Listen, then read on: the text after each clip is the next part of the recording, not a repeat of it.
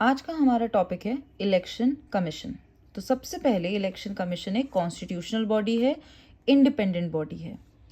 अब इसका काम क्या है, या इसे ऑल इंडिया बॉडी क्यों बोला जाता है? क्योंकि इलेक्शंस कंडक्ट करवाती है प्रेसिडेंट के, वाइस प्रेसिडेंट के, पार्लियामेंट के और स्टेट लेजिस्लेटिव असेंबली इलेक्शंस के। अब इनको अपॉइंट कौन करता है? That is president.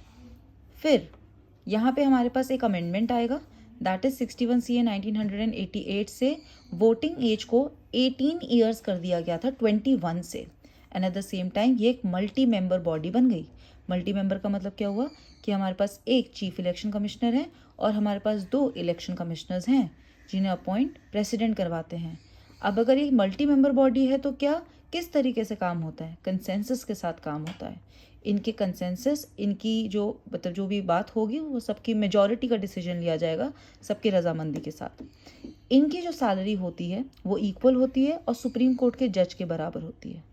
इसके अलावा हमें यहाँ पे ये समझना होगा कि अगर ये अपॉइंट हो रहे हैं तो कोई इन्हें हटाएगा भी। तो जो इलेक्शन कमीशन में जो इलेक्शन कमिश्नर होते हैं उन्हें प्रेसिडेंट हटाते हैं on the consultation of CEC, chief election commissioner. तो चीफ इलेक्शन कमिश्नर कैसे हटता है? वो सुप्रीम कोर्ट के जज के समान जो एक प्रोसेस होती है उसके अकॉर्डिंग हटता है। टेन्योर क्या होता है? देखिए एक चीज़ है, क्वालिफिकेशन और टेन्योर डिफाइंड नहीं है, ठीक है। 65 और 6 years which ever is earlier. इसके बाद हमारे पास एक और चीज़ आएगी कि एक क्वेश्चन था जो MCQ फॉर्मेट में आ रखा है। ये तो ईजी है कि model code of conduct as soon as the elections are announced, election commission उसे अप्लाई करना शुरू कर देगा।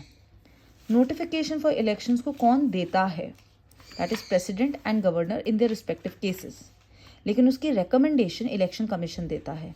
तो इस तरीके से वर्ड प्ले है कि that the notification is issued by election commission on the recommendation of president and governor.